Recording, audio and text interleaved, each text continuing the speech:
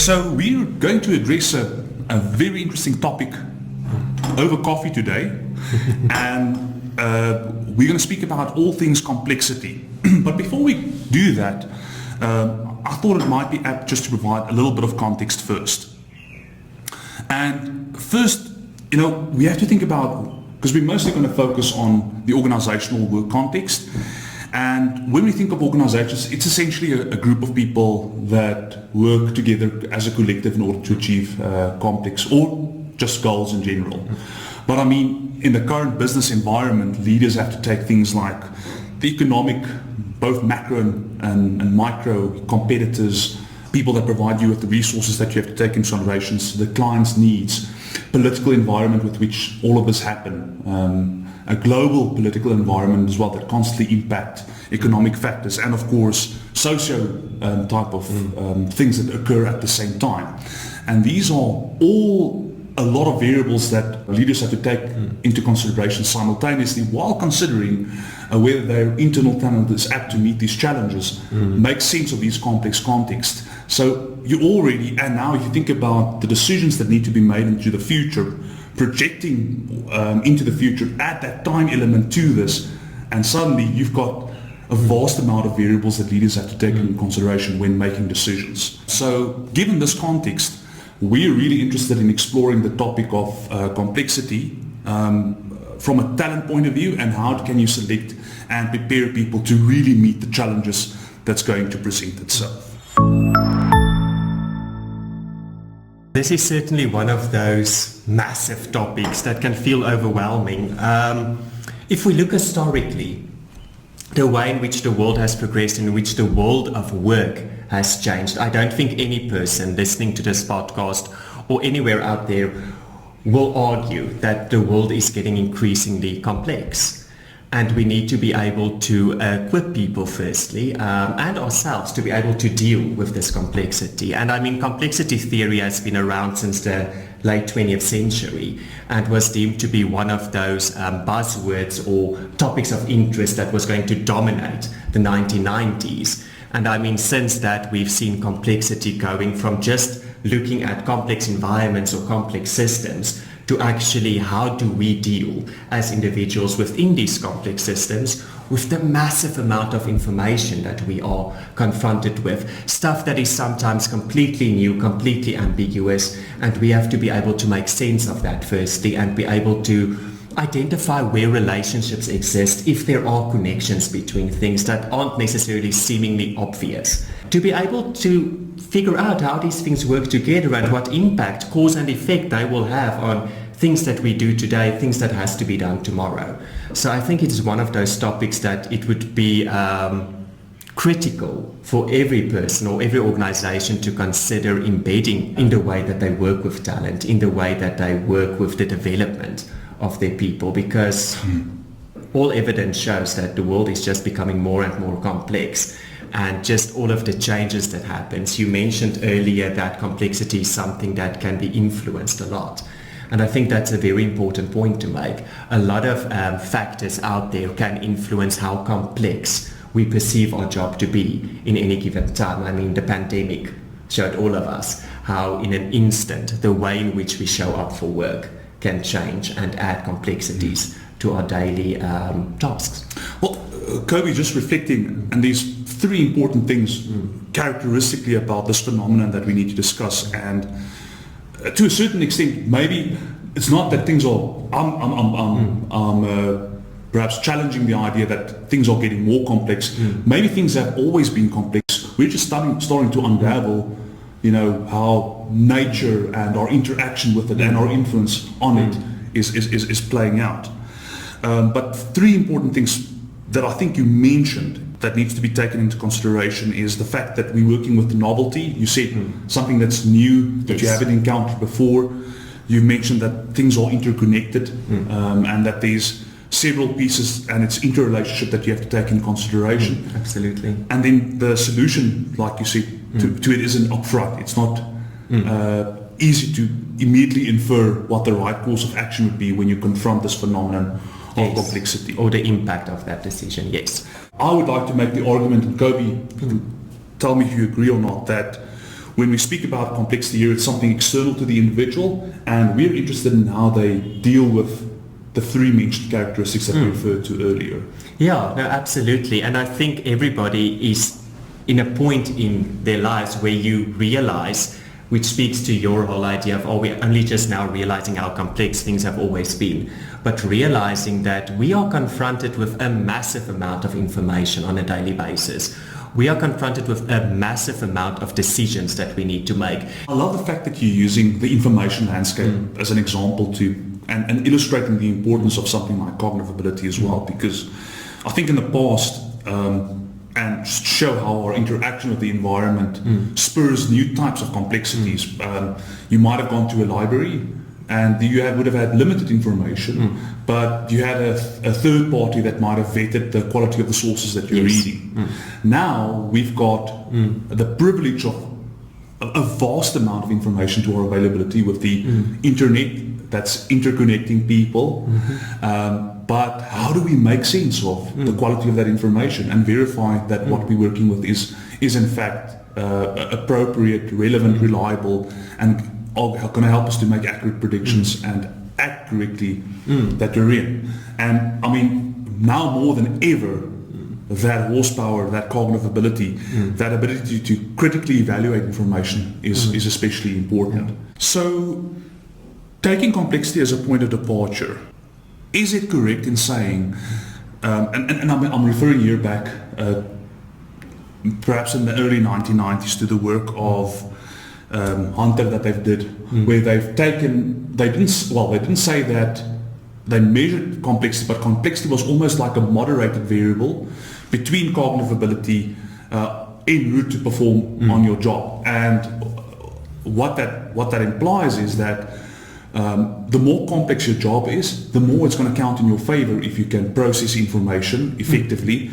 and perform in those particular jobs. Absolutely. If we think of performance and the measurement of performance, and I mean this can differ from company to company, but inherently it is how well you can make decisions that will benefit an organization. And decision making, in order to do that, you have to be able to deal with information. Yes. So I can absolutely understand the effect that complexity will then have, or your ability inherently to deal with that, how that can influence your performance or your output. What at this stage still differentiates these processes and humans, if you think about what we have to offer and talent that we bring to an organization from a complexity perspective?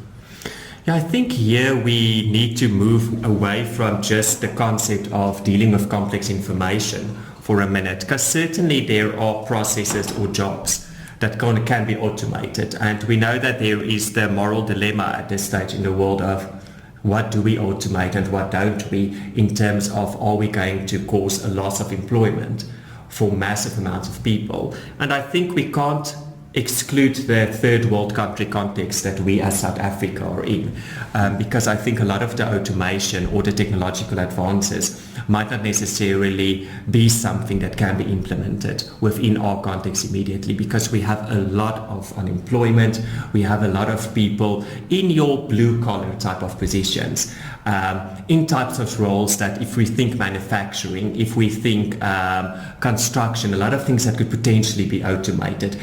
General client services, not having to go to a counter to speak to somebody anymore, but speaking to a bot on a website. A lot of those things are being automated, and I think we run the risk of creating even more unemployment if we do that, and that's a moral dilemma.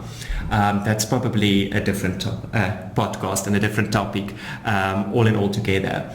But if we think about dealing with complexity, yes, computers can certainly sift through a lot more information than humans can in a given amount of time.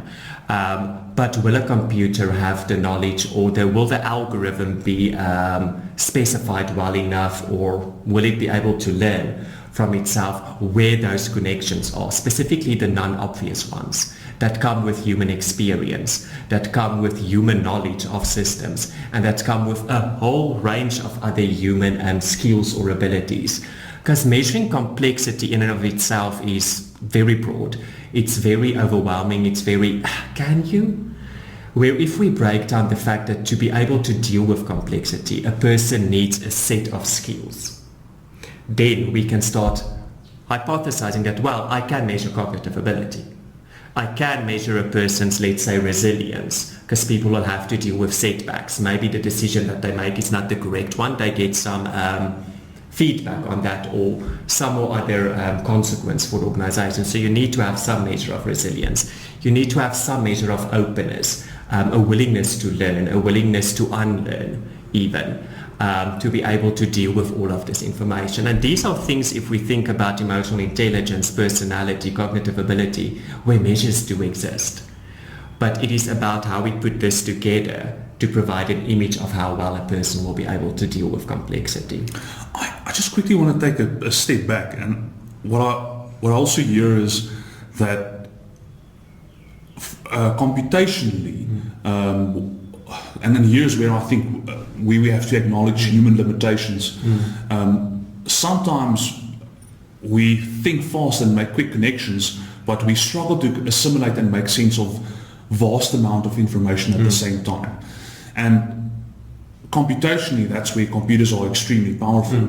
Knowing what inputs to make, or making novel perhaps connections, or thinking creatively around a problem is still perhaps more in the domain of human thinking processes that we won't be necessarily to automate. And just on the topic of even something like manufacturing type of work, there's still some things about the dexterity of the hand and the ability to maneuver with tools synchronously. I'm not speaking about the exceptional robotic work that might be happening in the USA. I mean, there's tremendous stuff that's happening there, but my sense is just that there's still, even in a manual way, still perhaps some small tweaks and dexterity things that computers might not.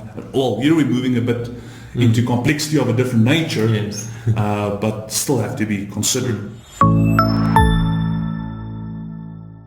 I'd like to explore just the concept of, we've spoken about cognitive ability earlier, and I think sometimes there's another differentiation that's drawn between that and learning agility, or a lot of talk about learning agility. Yes. How do you see that concept? Yes, so learning agility is another one of those concepts that's getting increased attention, specifically in our discipline. And I mean, it's argued that the average employee has to spend between 5 to 10 hours additional to their actual workday on learning to be able to deal with all of the new information that we are confronted with, to deal with the ways in which our jobs changes. I mean, we have jobs that exist now that didn't exist 10 or even 5 years ago. We see how all of our way of working had to change in terms of the pandemic. We see these massive evolutions in the world and these developments like automation, where eventually you have to ask yourself, or you might be confronted with the question of, is my skill set obsolete? And you won't be able to deal with that or to make the adjustment and adapt to this world that's constantly changing, because that's another important aspect of complexity that I think we just need to mention. It involves constant and quick, fast-paced changes and being able to adapt to that, and to be able to do that in such a way that you can still function, and to be able to, I just think, realize where your limitations are and where your skill set needs to be broadened, where certain things are that you need to learn or unlearn, even if a certain process was always done a specific way and now that's automated. That's not a job that you as an individual now no longer need to do. So your skill will be to unlearn that, so that you can learn, how can I now manage the system that's operating, or that is actually doing the mundane tasks that has now been automated. And I think that is a critical part of being able to deal with the world that we see that's evolving, is to have that mindset of, I want to learn more, and knowing or being able to critically realize, where should I focus my learning? Because nobody has 5 to 10 hours additional apart from their workday. People have responsibilities, they have families, they have second jobs or side hustles. So it's critically important that when you are going to put energy into learning something, you need to be agile about it. You need to know what makes the most sense for where I want to be, or where I want to go in my career, or where the world is taking my career towards. And yeah, I think it is a wonderful opportunity for behaviorists or any type of person in psychology to realize this untapped market. Because we see people transitioning from careers in their mid-career trajectory, or people who are already at the height of where their career took them and now transitioning to different careers, because that's what the world is leaning towards, or that is how their industry progress. There's striking similarities between how often agility is defined and its relation to something like adaptive performance, because it's about when you're confronted with a new context, that's an element of complexity. Yes. The ability to maintain your performance still while under that same context. Absolutely. And that includes crises that presents itself. You've mentioned the pandemic earlier, that brings its own elements of complexity that you have to work virtually, different demands that's placed on you that you have to manage simultaneously. It's got a lot of elements to that. Now, what we've certainly seen is that cognitive ability, and that was based on a game-based assessment that we validated, certainly contributes or predicts your adaptive performance. And there's been similar studies that have been done in the past that shows how cognitive ability contributes to that. So I think when you speak about learning agility, I think cognitive ability certainly is still a major important variable that you have to consider within it, notwithstanding elements that you've mentioned, emotional resilience to deal with uncertain environments, being open to new information and making the most of it in order to pivot in an organizational context. That is a topic that stuns a lot of practitioners and definitely requires some critical thinking on our part as well. Because when you think about complexity, do I want to measure the complexity of a role? Do I want to measure the complexity of a task associated with that role? And levels of work has certainly been synonymous with being able to deal with complexity across hierarchies in organizations for many, many years. And we know the traditional format of businesses in the 20th century was very strict hierarchical structures where you join a company, you work your way up the ladder, and we saw a very vertical career trajectory. And I don't know if that is still the case today. We see more of a lateral movement between people. The way in which organizations are structured is becoming more flat. And I mean, you'll always still have decisions that you have to make, and decisions that have an impact, whether that is a month from now, a year from now, 2 years from now, 5, 20, whatever the case may be. And that speaks directly to stratified systems theory and the impact or the length of decisions and the type of levels associated with that in terms of complexity.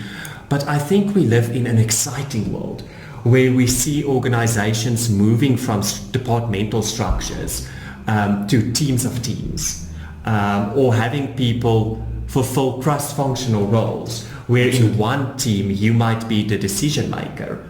And this again speaks to an agile world of work where you have teams or scrums and different people focus on different aspects or play different roles within these sort of sprints that you have to do to complete tasks. So it might very well be that in one team your role is that of the decision maker, where in another team your role is that of a consulting subject matter expert, where in another team you might just be responsible for testing the user experience. So our roles are constantly in flux, and I mean complexity is in flux as well. So I think we need to critically think about what a person's role actually means, and the different tasks that they have to do. Cobi, what I love what you said is, and certainly, as you mentioned earlier, hierarchical structures are inevitable things that evolve in organizations. Because, I mean, you see that in teams. As soon as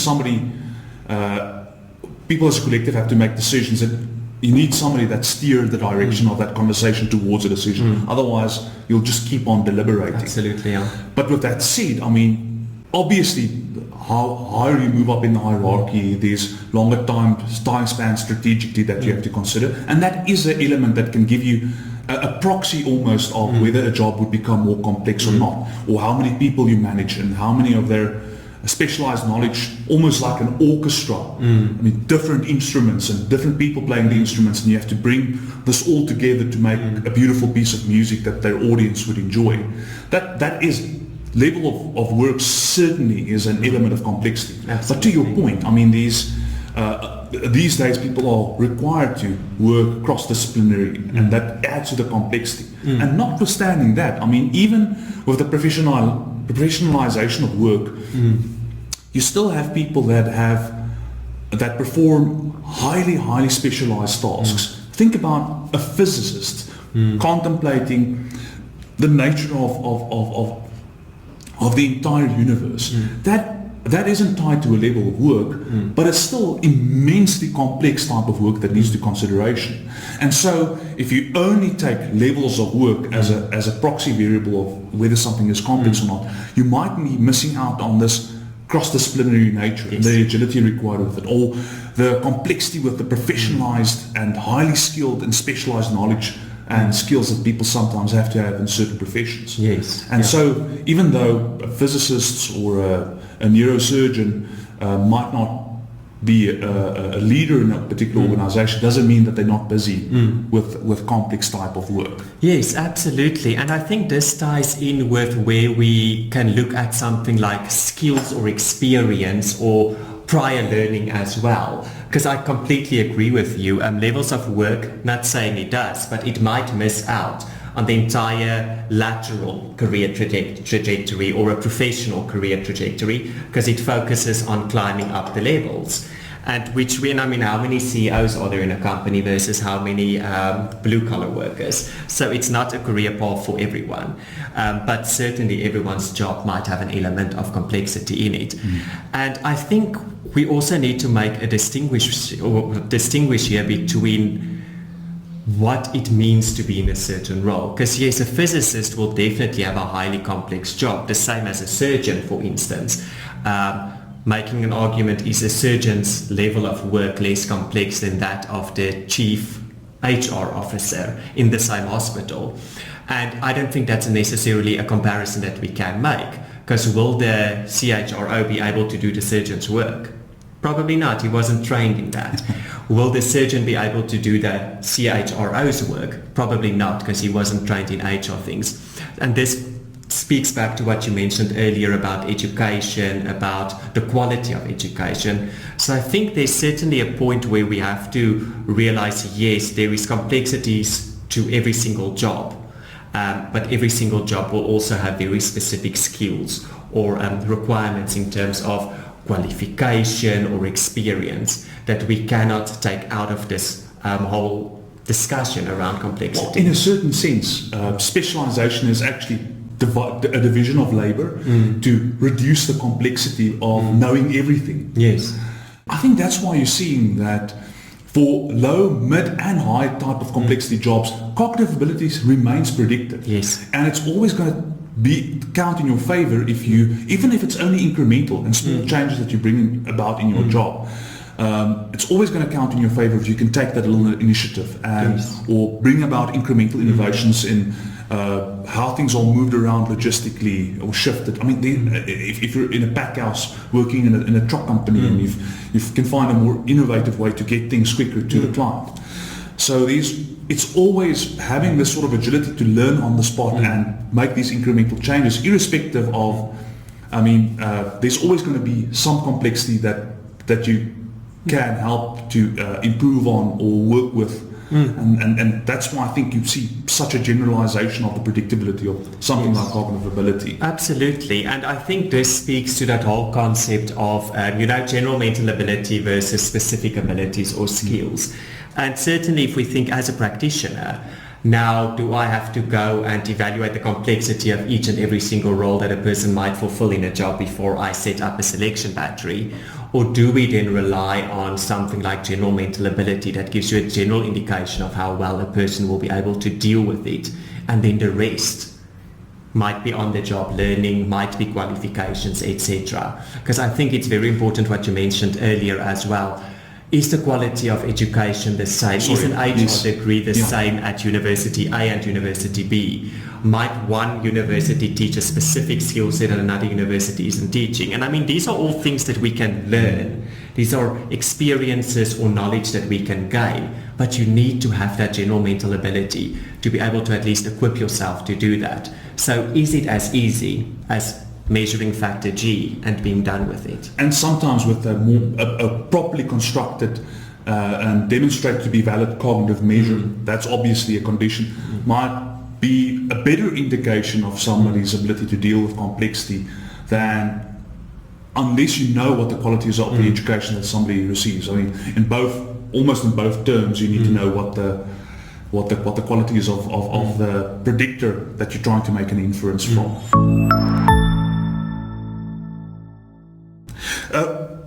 We spoke about leaders, and I mean, you need to now you've got to manage sort of this information network in organizations, and I love this concept that Mary Ulbein and has I can't remember the colleague, but they've what kind of leadership not style but approach is required in this time. And what they so eloquently illustrate is how almost you've got this network of cross-disciplinary, or perhaps not yet cross-disciplinary teams, but many people who hold certain information in a large network. And the strength of your ability to solve complex problems is about the sharing points between these people in order to bring together different angles on a particular problem in order to solve it. And you kind of more and more see that there's a desperate need to have connectors, to have people that bring people from different disciplines or viewpoints, or I mean, even within psychology, people from a research psychology and eye psychology speaking together in order to solve problems could be valuable. But you need people to bring those people together and solve these problems. And they brought forth this concept of network-orientated leadership as being these sort of nodes, or creating these nodes where information sort of kind of connect with each other in order to help solve problems. And I really think that's a really cool concept that we need to bring about when we think about leadership performance and what it means to influence other people. Not only influence, but influence it to bring people with different sources of information together in order to solve problems. Absolutely, and this speaks to broader leadership, not necessarily the CEO or the executive team, but fulfilling a leadership type of role in whatever team you are in. And this for me also speaks beautifully to the concept of being open to learn, being open to feedback, which also taps into learning agility again, knowing when I'm not the expert and when I have an expert available to me where I can tap into the information, because it's impossible for one person, I don't care what your horsepower is, to be able to know everything about everything. But what we need to be able to do, and this is complexity in and of itself from a different lens, is I need to be able to foster relationships. I need to be able to build networks and to realize when I can tap into different areas of my network. It also has an element of epistemic humility to it. Yes. I'm using epistemic, colleagues, that just means how do we know something? And having a humility about that you don't know everything is quite valuable, rather than being this charismatic, transformational, I know everything, I'm going to interject myself here and say how things should be. It's well, I guess to a certain extent, what colleagues like Robert Hogan would also say is that you need humility. Leaders need humility to exactly do this. Absolutely. The person who knows everything doesn't need to learn, or doesn't have the willingness to learn, because why should I know everything? Which is cognitive biases. Thinking that I don't need other people or that I can solve problems on my own. I mean, great. People need to be able to have that ability or that confidence to want to try to solve problems, that persistence to see it through and to keep on trying. But at one point you need to critically evaluate, is that adding or subtracting from what am I trying to do, and being able to rely on networks. You mentioned cognitive biases, and I mean, they're irrespective of how intelligent you are, we all have it. Yes. And so, for example, just solely relying on your recent experiences to make inferences about the future, or we all fall in those traps. And it helps to have somebody to have your back and say, listen, you've got a blind spot here, and you're making quick decision making on a limited information, and to that point, it helps to be humble. Absolutely, confirmation bias. Only looking for support. That as well. Absolutely. Yeah. From a personality point of view, in the big five, there is this element of, and here I'd like to bring extroversion and openness specifically to conversation. We know that intellect is, and that's a part of openness to experience, is one of the few personality variables that speaks very nicely to general mental ability.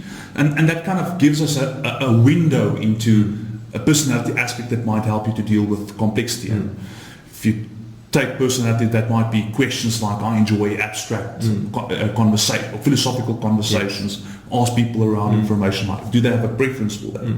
But we miss extroversion, that side of it, which is doing stuff that's external to yourself. It's also got an explorative element, and it just so happened that openness to experience and extroversion share something in common, or what we call a meta trait called plasticity. Another word for that would be something like flexibility. And what could be quite valuable is, that information could tell you a lot about whether somebody will be able to adapt, explore things external to themselves, accumulate and make sense of new information, and be also quite another valuable piece of information about somebody's ability to deal with complexity, notwithstanding obviously your resilience to deal with change and the whole emotional stability component to that as well. Absolutely. Maybe not having too low levels of neuroticism, or too low levels as well. I'm not anticipating future problems. Look, I'm a fan of neuroticism being a good trait in organizations, because I think it allows for you to identify problems before they arise. Certainly too high neuroticism means everything will be a problem. And you could obsess about very small things. Exactly. But again, so not too high. That nice middle ground, where a person has the ability definitely to adapt and to anticipate. But I'm really fascinated by the concept of intellect or openness to experience, but also the specific aspect of extroversion that speaks to, being assertive, having that drive and ambition as well, to want to equip yourself, to want to learn more. And I think those two in a combination can really add value to any practitioner looking to sort of understand a person and how a person will function in a role. So Cobi, with conscientiousness, and it's so interesting because sometimes if you just continue to bash your head against something that's difficult, eventually you start figuring it out. And I've seen some studies that looked at conscientiousness as similar, as sort of a variable that helps you, given how, same with cognitive ability, the more complex a task, the higher you got on cognitive ability, the more it will count in your favor to perform on that task. And it seems to be the same with conscientiousness. It's just if you persist with a difficult problem and continuously try to figure it out, at some stage, I'm not going to say you're bound to have, but it'll certainly help to have breakthroughs in terms of problem solving.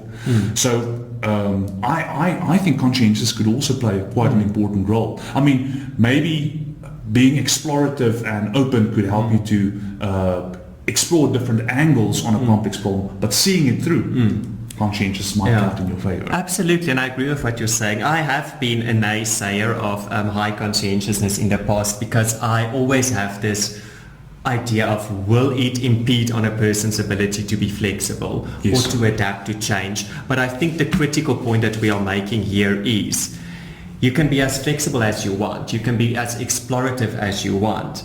Eventually you're going to need something that's going to help you see that through. You cannot explore every single idea. You cannot want to be an expert in every single thing, but then you stop after the first or the second, let's say, lecture or reading or online video because you got bored.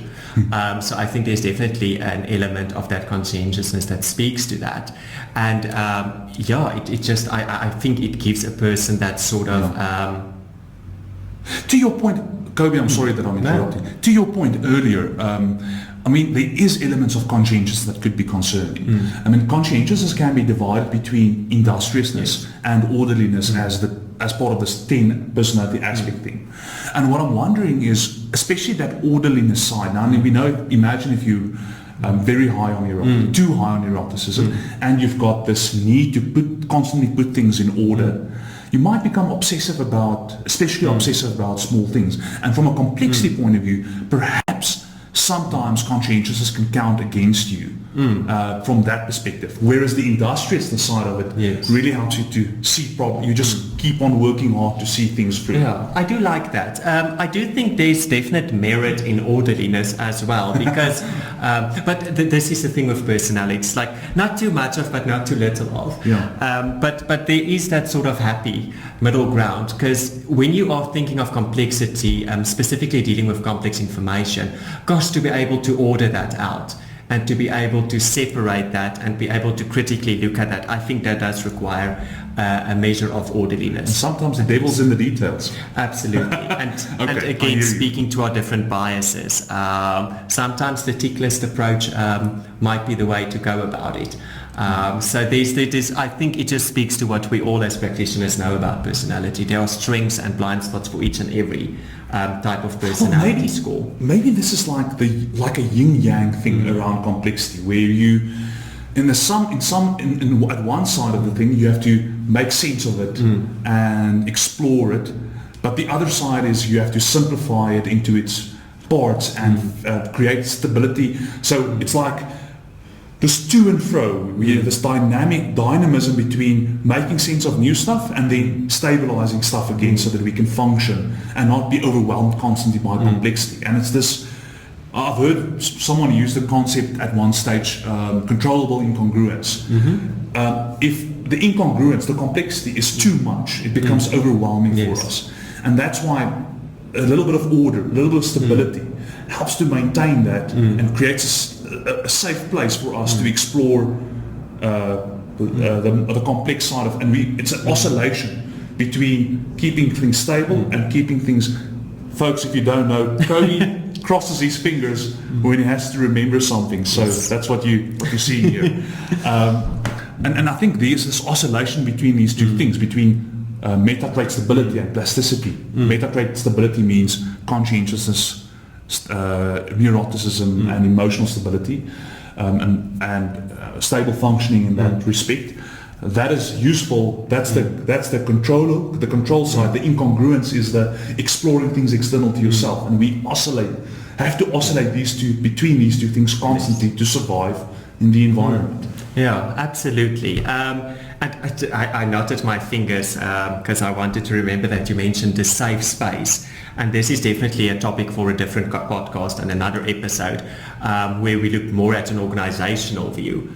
But it just made me think immediately, complexity, innovation, all of these things cannot exist, or the ability to deal with it, the ability to make sense of the ambiguous cannot exist unless there's psychological safety within the environment that you are working in. So I think that again speaks to something like resilience. If you might not necessarily have the environment that is able to, or that fosters this whole concept of, yes, I can learn, yes, I can upskill, yes, I can make mistakes. Then you need some type of resilience or some type of, again, emotional stability to be able to navigate your way around your environment, to still be able to upskill yourself, reskill yourself, whatever the case may be, but allow yourself that safe space, at least within your environment, to do that. When we speak about interest, we're referring to both people's preferences in certain type of work activities, but also to be in certain environments. And what's interesting is, if you look at, I think somebody that really dealt with complexity in the past, your Renaissance man, like your Da Vinci, to make sense of complexity, and having that different angles, it certainly helps to be interested in a variety of things and to have rotated. Imagine if you have to be agile and you have to rotate between jobs. It's interesting that something like general interest is also correlated with general ability, firstly. That also is another window that we can use to peer into how people deal with complexity. But I think there's that rotational element that, and when we say general interest, what we mean is on the Rysek model, the famous Holland model, where you've got either an interest on a realistic, investigative, artistic or social, or some people just have an interest in activities across the span of those different type of careers that one could have. And that rotational element, that interest in exploring things apart from just, we've got examples, people like that within our organization, could certainly count in your favor when you need to be agile and make sense of complexity. Yeah. I absolutely agree. I think interest is such an important topic. Because if your interests are limited, you're not necessarily going to have that drive to want to learn more, where if you have a wider set of interests, certainly it can be detrimental if you can't zone into what you need to zone in. But I think it equips or enables a person, or just gives them that extra sort of boost to be able to explore a lot more, and specifically where we live in a world where we might see certain careers becoming null and void, or certain skill sets becoming redundant, to be able to have that general interest, so that what I have now is not all that I have to rely on forever. Because no matter how resilient you are, I think that would be a wake-up call for any person if they suddenly realize that everything I have, everything that I have an interest in is now redundant. And we're centuries away from that. But their interest, I think, plays a crucial role. But yeah, we've mentioned a lot of things, and I think practitioners, or at least the general person, is sitting and wondering, okay, wait, so how expensive is my battery going to be if I want to select for complexity? So I think we have to talk a bit about the tools. Yes. So, and first of all, I just want to say here, I want to go back to a point made earlier, is I think we already have existing tools that is extremely powerful for this exact same reason, but that we're not optimizing, and that we might be sitting with data already that we could use from a psychological point of view, at least. And if you're in HR and you want to tap with a psychologist into that, could be quite powerful. And what I want to say is, almost if you know how to I want to call it trait complexes, is if you know how to combine information from cognitive ability and personality and interest together. And these are not, if you think about the cost that might be involved in taking somebody through a simulation where you have to observe people, a lot of these things can become quite expensive. Cognitive ability and personality and interest are all, you get measures for them. They don't require a long time span or a lot of labor to assess. And I think if you know how to pick pieces of information from those type of assessments, there's already an incredible amount of inferences that you can make and help people to adjust and deal with complexity from a development perspective. Absolutely, I agree with you. And when you think about selections in general, a lot of them are high volume. We live in a country with high unemployment rates. So we see more people applying for jobs than the international average, about twice the international average.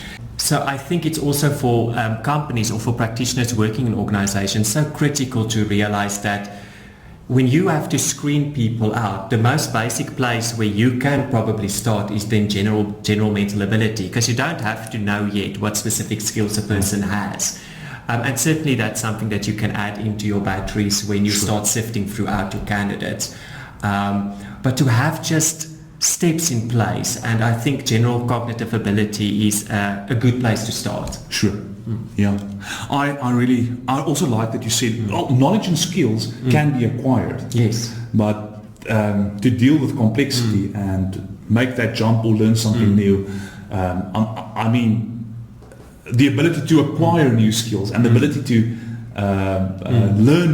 acquire new knowledge, that certainly is the domain of dealing with complexity, and more specifically, I think something like cognitive ability and willingness to explore things could tell you a lot more about that. No, absolutely. And I think, people who are listening will probably immediately start thinking, because cognitive ability doesn't have the best reputation in terms of South Africa, in terms of discrimination, etc.